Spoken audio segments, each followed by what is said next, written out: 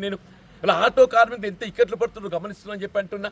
మన RTC driver నిజంగా ఆయనకున్నటువంటి జ్ఞానం వీళ్ళ కాంగ్రెస్ పార్టీ నాయకులకు లేకపోవడం దురదృష్టకరం అని చెప్పి అంటున్నాను.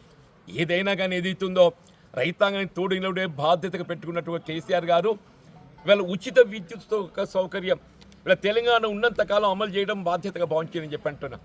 వీళ్ళ రేవంత్ రెడ్డి గారు ఏదైతుందో ఒక కుట్రపూరితంగా మోటార్ల మీటర్లు పెట్టా అని చెప్పి అంటాడా. నువ్వు మోటార్ల మీటర్లు పెట్టకుండా ట్రాన్స్ఫార్మర్ల మీటర్లు ఎందుకు పెడుతున్నావు? నువ్వే అన్నావు మోటార్ల మీటర్లు ఓటు అడగా అని చెప్పాను. ట్రాన్స్ఫార్మర్ మీటర్లు పెడితే ఒక ట్రాన్స్ఫార్మర్కి ఎన్ని మోటార్లు ఉంటాయి? 5-6 మోటార్లు ఉంటాయి, 8-10 మోటార్లు ఉంటాయి. దానిపై నువ్వు లెక్కలు తీస్తున్నట్టే కదా. అంటే ఒక విధంగా ఏదైతుందో ఉచిత విద్యుత్తుకి ఏదైతుందో ఆంక్షలు ఏర్పాటు చేసి రైతాంగాన్ని ఇక్కడ గురి చేయడం అని చెప్పి అంటున్నాను.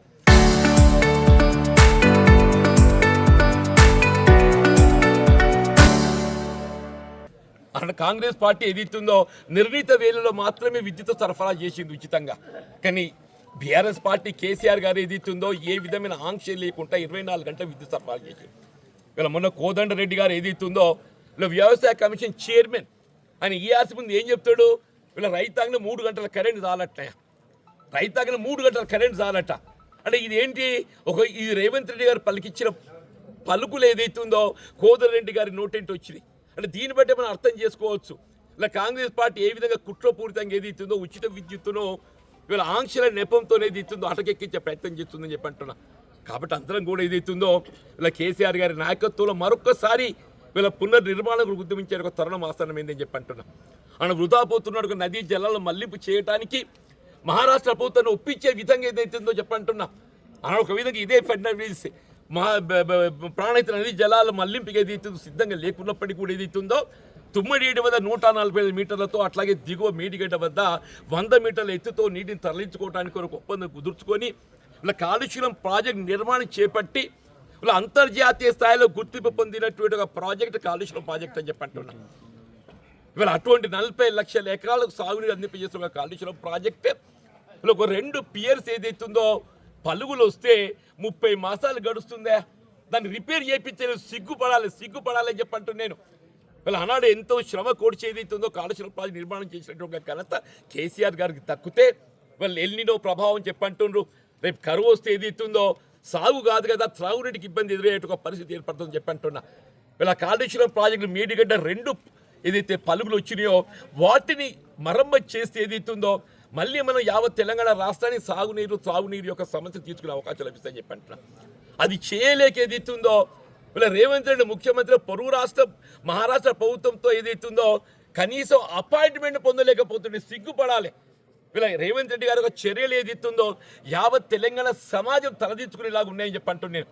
ఒక ముఖ్యమంత్రి ఏదైతుందో ఒక ముఖ్యమంత్రి హోదాలో పొరుగు రాష్ట్రంతో ఏదైతుందో ఒక నదీ జలాలకు సంబంధించి చర్చల ఫలితం ఏ విధంగా ఉండనియండి అని చెప్పంటున్నా.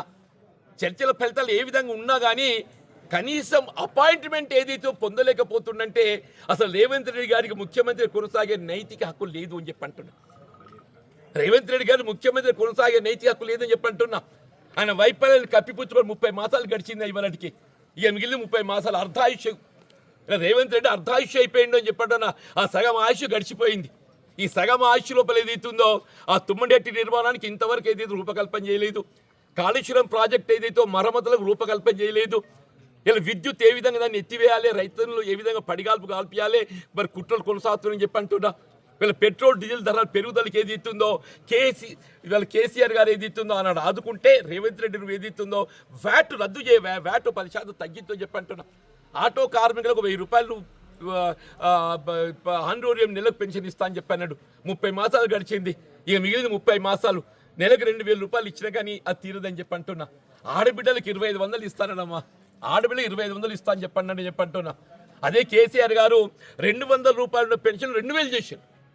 200 రూపాయల పెన్షన్ 2000 చేసిండు. నువ్వు 2000 4000 చేయడం కాదు, అసలు కొత్తగా అర్హతకు పొందినటువంటి ఒక వారికి పెన్షన్ దిక్కు లేదని చెప్పి అంటున్నాను. 2001లో వాళ్ళ నాటి ఉమ్మడి రాష్ట్ర మరి ముఖ్యమంత్రి చంద్రబాబు నాయుడు గారు ఏదైతుందో తెలంగాణ ప్రాంతం పట్ల వివక్షతతో రైతాంగానికి ఏదైతుందో కల్పించాల్సినటువంటి నీటి వనరుల కల్పనే కానీ విద్యుత్ సౌకర్య కల్పనలో కానీ వాళ్ళ వివక్షకు గురి చేయడంతో ఆనాటి బషీర్బాగ్ కాల్పులతో చలించినటువంటి యొక్క ఆనాటి శాసనసభ ఉపసభాపతి కేసీఆర్ గారు తన శాసన ఉపసభాపతి సభ్యత్వానికి అట్లాగే శాసన సభ్యత్వానికి రాజీనామా చేసి తెలంగాణ రాష్ట్ర రైతాంగానికి న్యాయం జరగాలంటే తెలంగాణ రాష్ట్ర ఏర్పాటు మాత్రమే ఏకైక పరిష్కారం అనే ఒక భావనతోని తెలంగాణ రాష్ట్ర సమితిని సాధింపచేసి వీళ్ళ తెలంగాణ సాధకుడిగా చెప్పంటూ నేను వీళ్ళ ఈరోజు ఏదైతుందో మనం తెలంగాణ ఆవిర్భావ దినోత్సవం జరుపుకుంటున్నామని చెప్పంటే అది కేసీఆర్ గారి యొక్క ఉద్యమ ప్రతీక, వారి ఉద్యమ నాయకత్వం అని చెప్పక తప్పదని చెప్పంటున్నా. అటువంటి త్యాగాల పునాదులతో ఏర్పాటు చేసుకున్నట్టు తెలంగాణ వీళ్ళ కేసీఆర్ గారు 2 పర్యాయాలు ముఖ్యమంత్రిగా బాధ్యతలు చేపట్టి ఏదైతుందో తెలంగాణ రాష్ట్రాన్ని జాతీయ స్థాయిలోనే కాక అంతర్జాతీయ స్థాయిలో గుర్తింపు పొందే విధంగా నిలబెట్టినటువంటి ఘనత మరి మన నాయకుడు కేసీఆర్ గారికి దక్కితే ఈరోజు పరిస్థితి ఏ విధంగా ఉందో మనం గమనిస్తున్నామని చెప్పంటున్నాను. ఇవాళ కాంగ్రెస్ పార్టీ కానీ బీజేపీ పార్టీ కానీ తోడు దొంగల్లా చెప్పంటున్నా. 2 రాజకీయ పార్టీలు, అటు కేంద్రంలో అధికారంలో భారతీయ జనతా పార్టీ, ఇటు రాష్ట్రంలో అధికారంలో ఉన్నటువంటి ఒక కాంగ్రెస్ పార్టీ రైతాంగాన్ని ఏ విధంగా ఇక్కట్లో గురి చేస్తుందో మనం గమనిస్తామని చెప్పంటున్నాను.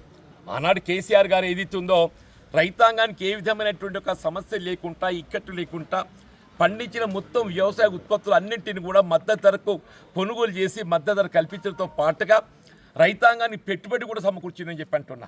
అసలు దేశంలో కాదు ప్రపంచంలో కూడా పెట్టుబడి సమకూర్పు అనేది ఎవరి ఆలోచనకు రానటువంటి ఒక కార్యక్రమాన్ని ఇవాళ రైతు బంధు అనేటి ఒక భావనతోని పంటకు 5,000, 2 పంటలకు 10,000 కల్పిస్తే ఇవాళ ఎన్నికల సమయంలో మొన్న కాంగ్రెస్ పార్టీ ఇలా కేసీఆర్ గారు 10,000 కల్పిస్తుంది, మేము అధికారానికి వస్తే 15,000 అన్నాడా. ఇలా 15,000 కాదుగా అసలు 10,000 మాయమైపోయింది. ఇవాళ ఏదైతుందో మద్దతు ధర కల్పనకి ఏదైతుందో ఒకరిపై ఒకరు ఆరోపణలు చేసుకుంటూ నాకు ఆశ్చర్యం ఏంటంటే రేవంత్ రెడ్డి గారు వీళ్ళ కేంద్రం వడ్లు కొనుక్కుంటే కిషన్ రెడ్డి ఇంటి ముందు పోస్తారట.